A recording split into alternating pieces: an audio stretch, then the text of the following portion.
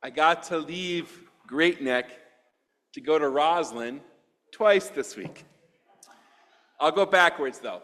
On Thursday, I was at Congregation Beth Shalom, which is our sister conservative congregation in Roslyn, for a conference sponsored by the Jewish Education Project as well as the New York Board of Rabbis. But it wasn't just for rabbis. It was really for all synagogue staff to come and discuss and learn about using community organizing principles to strengthen our communities of meaning. And it was for synagogues from Queens, Nassau, and Suffolk. And so there were professionals from a synagogue in Astoria, obviously Nassau, North and South Shore, and as far east as the town of Mount Sinai. It's really cool that there's a place called Mount Sinai in Suffolk County. And what became evident very quickly was, despite this island being long, but not that big, there are people who bike it and run it in one day. We really live in our little bubbles in of themselves.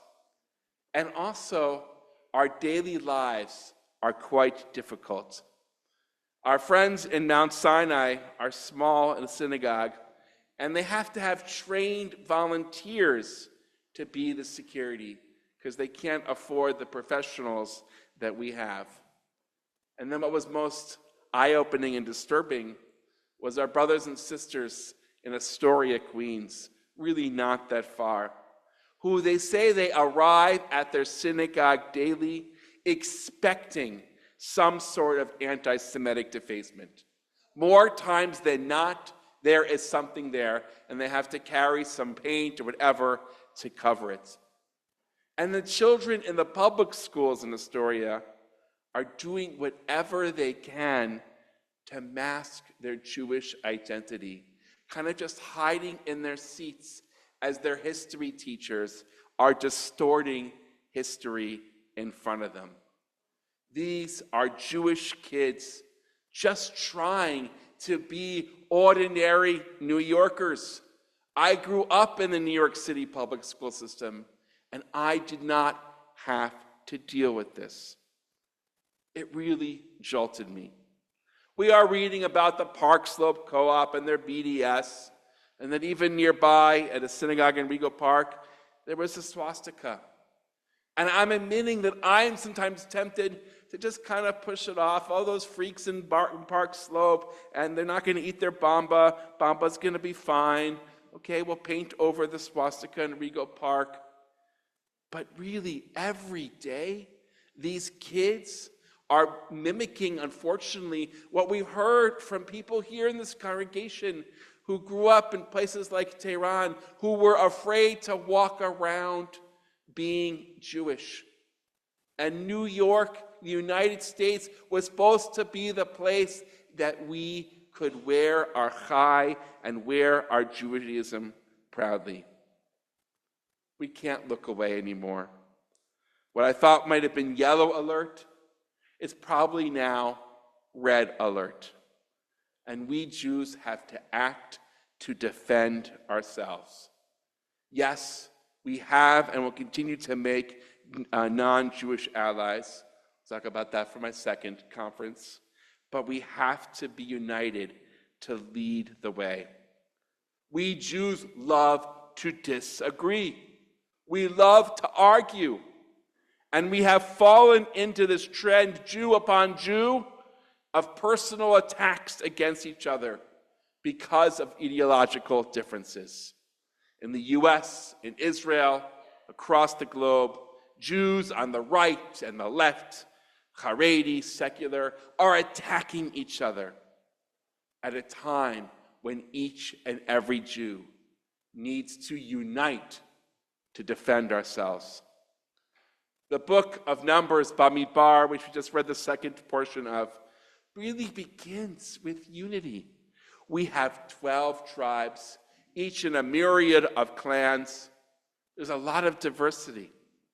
Each tribe has a degel, often translated as a standard, but in modern Hebrew, a degel means flag. It's their own flag, their own identity with which to march around. And yet, Even though they're 12 different tribes, they are camped symmetrically around the Mishkan, the tabernacle. God is the focus. And it is a Mishkan, a tabernacle, that we all contribute to equally. Every year, poor and rich donate a half shekel to give to the sanctuary. And we read in today's Torah portion about the equal tribal tribute. 12 different days, different tribes, the exact same offering. As Haley mentions, the longest Torah portion in the 54th cycle. Because of this repetition, it shows how united we are. And then next week, we have a shofar and trumpets, a communication system that is going to let us to march. And basically, it's Holy Land, here we come. But then the second half of Numbers comes, and we start to complain. We start to rebel. We start to bicker. We want to know, where's the beef? Where's the water? Who put Moses in charge? It all falls apart. And we have to wait 38 more years, a whole new generation, to get to where? The Holy Land. So a challenge to us Jews is we need to find a way to debate our differences, more importantly, tolerate our differences, while being united into ending anti-Semitism, and yes, making the case for the state of Israel, because that is how we are going to be strong and we are going to weather this storm. And so one of those tasks is to make allies and friends and to prop up the ones that we already have. Tuesday's trip to Roslyn was to the synagogue next door, Temple Sinai, to meet with our own Congressman, Thomas Swazi. It was sponsored by AIPAC. And what was beautiful was that this was for rabbis, and it brought rabbis of all different denominations. There was Orthodox, conservative, Reform, and Reconstructionists all there. We all made the statement that the state of Israel is paramount to the health of the Jewish people. And it was great to hear that from Tom Swazi himself. He can name all of the reasons that Israel is good for the world, a strong democracy, its culture, its high tech, and why a strong relationship between the United States and Israel is in both of our interests. As a congressman, he says the United States needs Israel.